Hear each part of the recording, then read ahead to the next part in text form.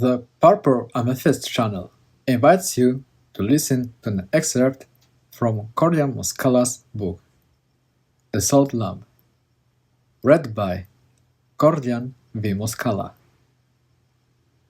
To my children, to my wife, to my mother and sister, to all who in the past helped me to overcome the crisis. Chapter 1. The Backpack. "And what are you thinking about so much?" Joseph asked angrily. "Nothing," replied Peter, nervously packing his backpack.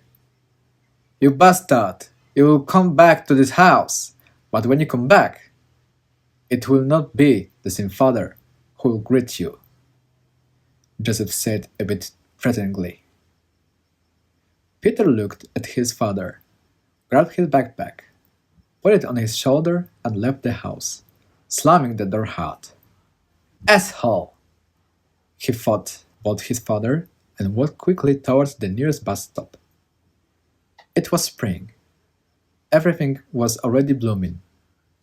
Peter just had an argument with his father, caused by him because Peter was not doing enough housework and was recruited to do the work for 10 people. Peter was outraged because he knew that his father could hire gardeners because he was rich enough, but he preferred to save on his family and use them for all kinds of work. Peter was only 15 years old.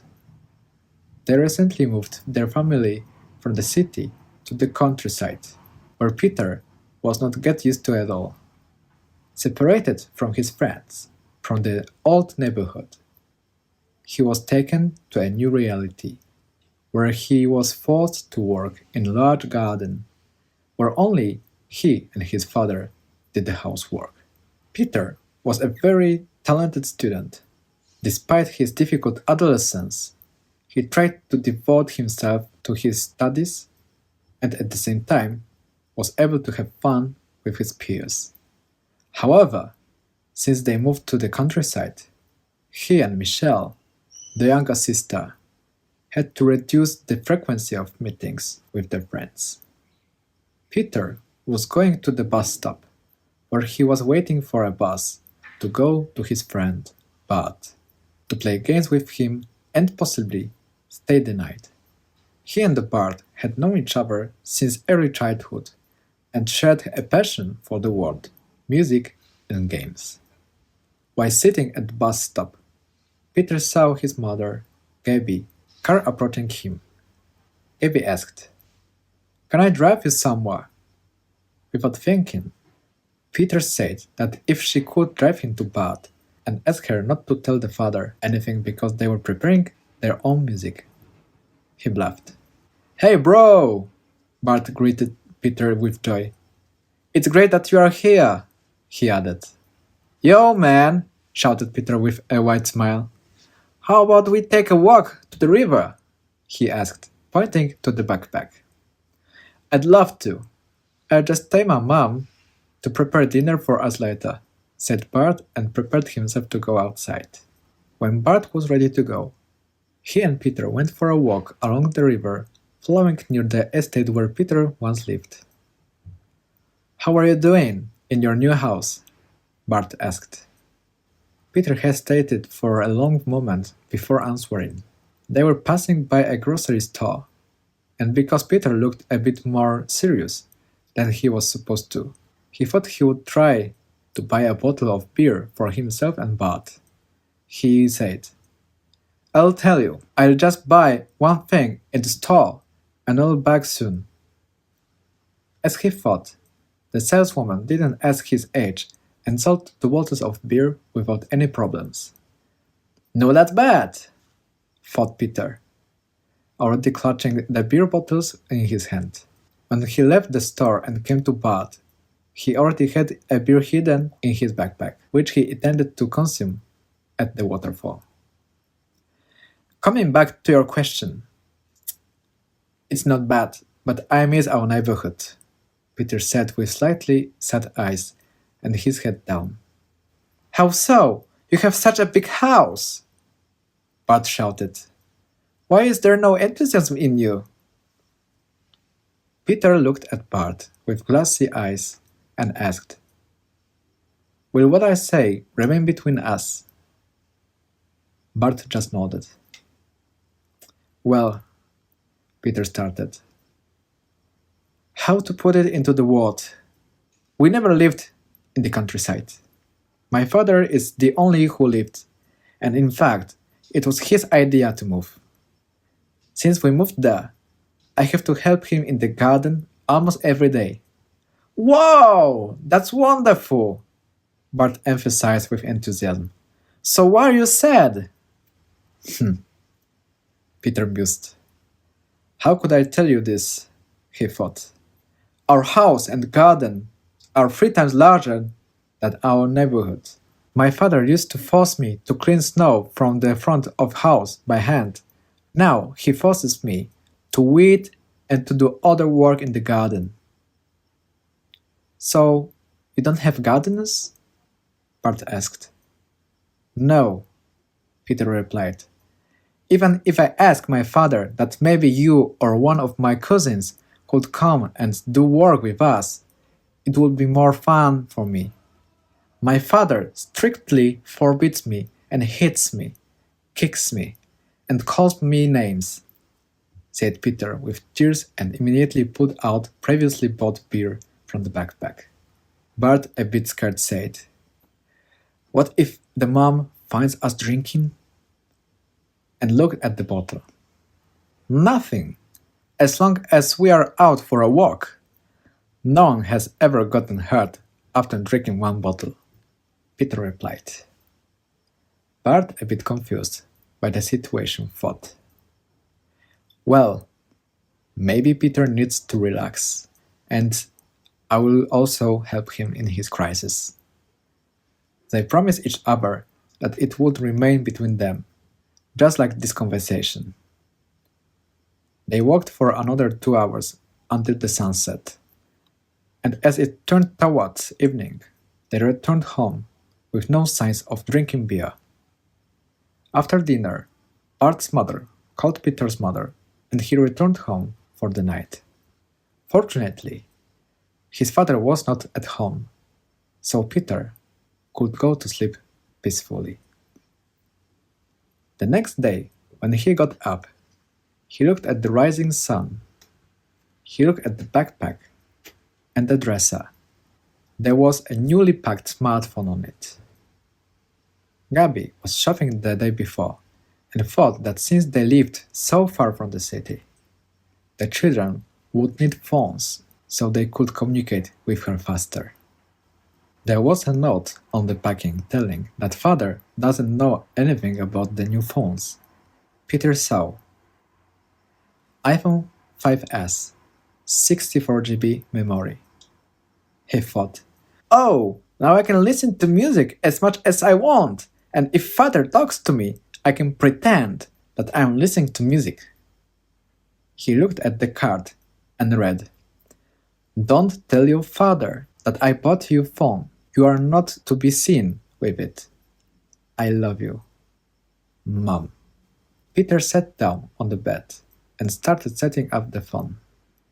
He inserted the SIM card included in the gift and wrote down the phone number on a piece of paper. He thought, Oh, what if my father comes into the room and thought to finish setting up the phone at school. It was Tuesday, April 13th. Peter looked at the phone screen. The time was 8:29 a.m. Now, instead of an analog alarm clock, I'll be able to set an alarm clock on my phone. Cool! He thought. Oh, but then, will my father know that my sister and I have a phone? A bit nervous, he leaned out the window towards the entrance to the yard. There was no sign of his father doing anything. He walked to the door and listened to the morning news, if they are tuned. Nothing either. He went out into the corridor and knocked on Michelle's door. When he entered, she was still sleeping. He saw that mother left the phone on her desk. He decided to write from himself, telling her not to set an alarm on her phone or play music loudly. As he thought, so he did. Then he went downstairs. He saw that his mother was making coffee in the coffee machine. He suddenly heard, "You know, I smelled." He looked at his mother and said, "What did you smell?" Gabi replied, "I know, you drank beer because I could still smell it." Peter started the conversation. "I'm sorry, Mom. I didn't mean to." And then added, "Thank you for smartphone." "Son, it's okay. I know it's hard, but don't follow this path. Don't go in the same direction as your father." Even though Joseph was an entrepreneur, he really liked drinking alcohol. "You are not mad at me, Mom?" asked Peter. "I'm so sad, but I couldn't make you feel ashamed and guilty," Gabi said calmly. "I had one beer with Bud, nothing more," Peter said, trying to cover his embarrassment. "I know. Otherwise, if you drank more, you probably wouldn't have maintained the sobriety you and Bart had. His mother forgave you act because I told her what crisis you were going through now, but I'm asking you as a mother. Don't go this way." Peter, seeing that his mother was speaking to him with tenderness, hugged her and promised not to drink alcohol until his age permitted it. He hugged Gabi and thanked her for the new phone again. Gabi asked him not to show off the phone in front of his father, because he doesn't know that she used her savings to buy two children the best phone available on the market. Peter, understanding his mother, promised her that he would try to keep the phone a secret. Then Michelle came downstairs and also thanked her mother for the gift and, like Peter, promised not to say anything and not to show off in front of the father. Peter asked, "Where is the father?" Gabi replied, "Yesterday we had a big argument with your father because he swore that he would want to kill you, Peter. I called the police and asked them to apply for a blue card. The father is now in custody. Unfortunately for him, he was still drunk and that's why the police arrested him." Peter, proud of his mother's reaction, suggested that they could go to hike the mountains because the weather was beautiful. "Listen, girls, the weather is beautiful. Maybe we should get together and go to Shinjelnia? We haven't go by the cable car for a long time and yet today the visibility should be beautiful. So we will be able to take the first pictures with our phones," he said enthusiastically. "We can do that," added Michelle. "Though today I was thinking to meet Susie in the city center and going to the cinema. But whenever we are driving, I just approach her house and say that we can go to the cinema next day. There is no problem taking her with us," said Gabi. "Well, we just have to tell her mother that we are going to hike the mountains and we'll be gone all day." "Would Bart go with us as well?" Peter asked. "Let's take your entire class and all your friends to hike the mountains right away." Peter, happy that the idea was met with enthusiasm, quickly ran to his room, packed his backpack with things needed for hiking, and came back to the kitchen. He and Michelle helped to prepare breakfast together, and right after the breakfast, they got to the car and drove to hike the mountains. The weather was perfect for outdoor activities. Susie and Bart joined the trip, and they all went up the cable car together. Gabi, concerned about everyone's safety, asked to wait for her just in front of the entrance to the cabin car. As she asked, they did. Peter, as the oldest child, made sure that no one got lost. Gabi quickly bought tickets and went straight to the queue where children were waiting. Once they entered the cable car, Michelle and Peter grabbed their new phones and started taking pictures. Susie and Bart, delighted with their friend's new gifts, stood in front of the camera, contorted their faces, and put themselves in various funny positions. Gabby took pictures with both phones. When they reached the top, after leaving the cable car, they went towards the Blatnia mountain, admiring the beautiful views of the city and the surrounding area. "Wow, our neighborhood!" shouted Bart excitedly. "And my house!" added Susie. "And ours!" shouted Michelle. "And my new school," Peter added a bit gloomily. "Well, it's a pity that you don't go to school with us anymore," said Bart. "But we can go to high school together," Peter replied with a bit more enthusiasm. "And I'm glad you came up with the idea of hiking," said Gabby, praising Peter for the idea. "Mom, anything, as long as you don't need to do whatever in the garden," Peter said. "Miss Dworska, how big is your garden?" Bart asked. "It's too big," Gabby replied without emotion. "But sooner or later, I finally hire some gardeners because it can be that one has nothing else to do but gardening, cleaning, and then working and so on. My dad has a gardening company that provides service at his workplace," said Susie, smiling to Gabby. "Oh, then I'll be happy to talk to your father," Gabby also replied with a smile. When they reached Blatnia, a little bit tired after the steep descent, they came to the shelter. Gabby said, "Children, whatever you want for dinner, order and eat it." Everyone was happy and enthusiastically ordered what they wanted. After dinner, they went down to their nearby meadow, where there was an old cottage, now belonging to GOPR. Peter said, "And here's the old cottage where my great-great-great-great-grandparents used to live." And he started making video. Michelle, Susie and Bart, seeing that Peter has started shooting a video, they started fooling around. Peter was laughing and asked Gabby to grab his phone, shoot a video, and then take a photo of them. Gabby turned on the camera. Peter started talking to camera. "Today is April 13th, 2013, 3:30 p.m. At this time, 10 years from now, I'll be studying in Hong Kong, where after graduation I'll start earning millions and become a famous YouTuber. This is what I say. Peter Dworski. Greetings, howdy." And Peter began to play with other children. Gabby, moved by Peter's statement, told them to quickly line up for photos and move on, because they would still have to get to the Wapinica Dam. After taking pictures, Gabby gave back the phone to Peter, who asked his mother to stand in the frame that he would take the first selfie in his life.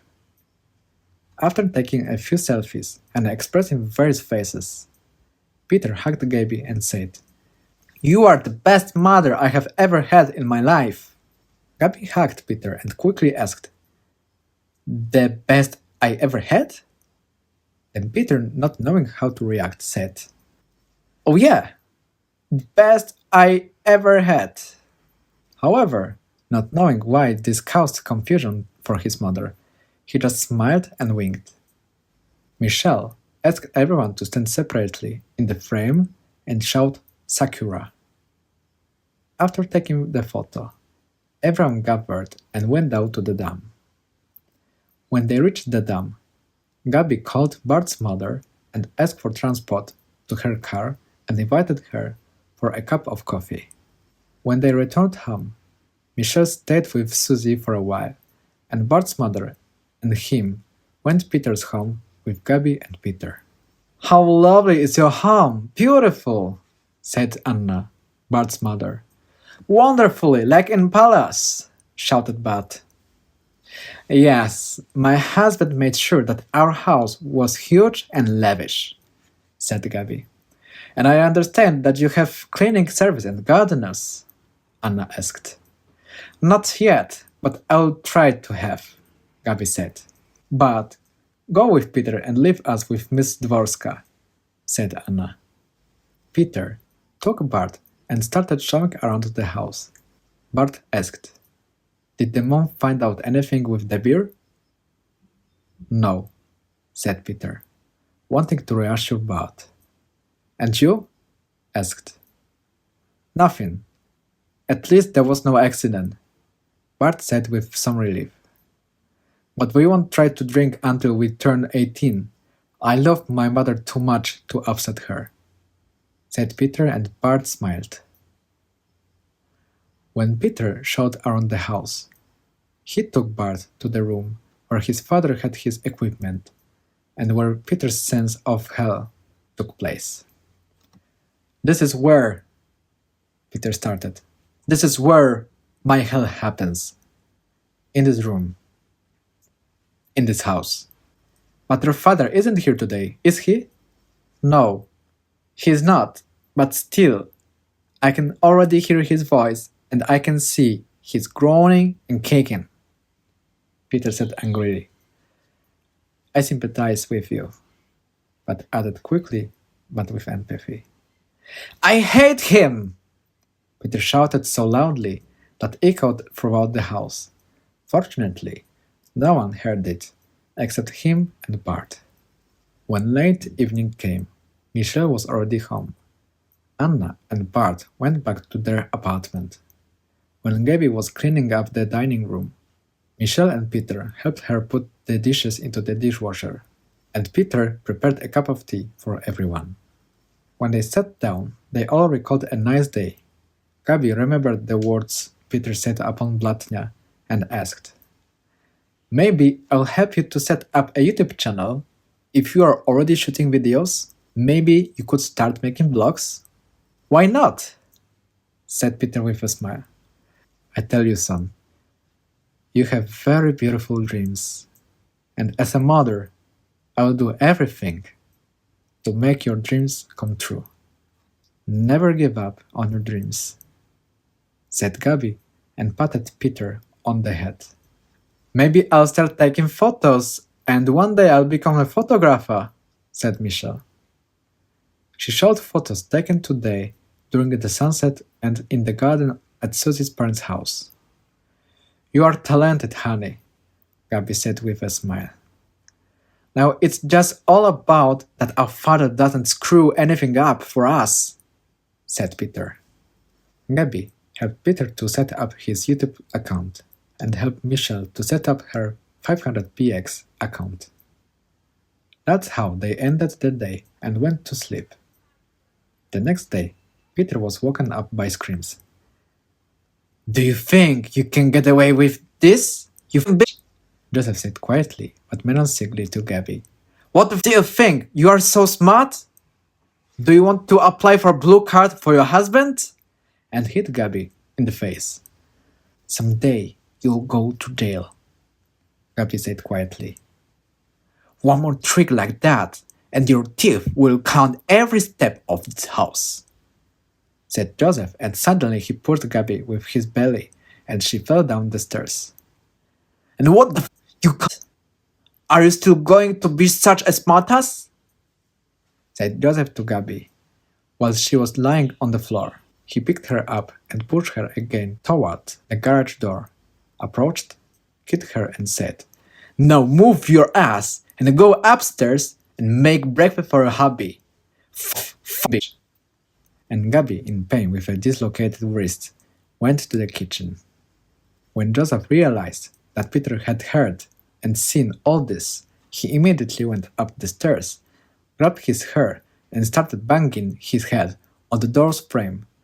What the hell, you little... Was it worth for you to run away from this house like that, you bastard? And he pulled Peter on the door frame. Gabi, afraid that Joseph would hurt her son, grabbed a bottle of malt champagne and hit Joseph on the head. What the hell have you done? Joseph hissed and wanted to attack Gabi. However, aware that the wounds and bruises on her body would be open evidence for the police to apply for a blue card, he promised himself that now on, he would exhaust his family only mentally and financially. He went to the garage and left the house. Peter was scared and approached Gabby to see if she was okay and called Michelle to wake up and help him to look after their mother. Chapter 2 Italica. Now I'm staying here in Seville and you go fuck yourself with Agnes, Peter said to Joseph as a farewell. Someday you will cry for me. One day the smile will disappear from your face, said Joseph with low-down voice. Gaby, after years of fighting at home and after learning about Joseph's betrayal, didn't say anything to his words. She hugged Peter and whispered in his ear, I will always love you. I'm waiting for messages on WhatsApp and vlogs from Seville. When Joseph and Gaby got on the plane, Peter breathed a sigh of relief and returned to Sevilla, where he just started his bachelor studies, spending a year in Sevilla and another 3 years in Shanghai. Shanghai may not be Hong Kong, but must be beautiful there, Peter said to himself and started shooting the first episode of the vlog for his long time ago established YouTube channel. For years, he faced disapproval from Joseph and felt neither motivation nor ideas for his channel. In meantime, several of his friends already had 500,000 subscribers, and they were already making money from advertising. When he started shooting the first footage for the vlog, he started by introducing himself. Hi, this is Peter Dworski. I am 19 years old. I am from Bielsko-Biala, Poland, and this is my first vlog from Sevilla, where I am just starting my studies. Without extending the introduction, I invite you to the main part of the vlog and to the first footages from Sevilla. Thank you for listening to a fragment of the book, The Salt Lamp. The entire book is being prepared for publication. Support Kornia Moskala's donation and join in supporting his debut with the publication of the first books from the European Saga series. The link to the donation can be found in the description.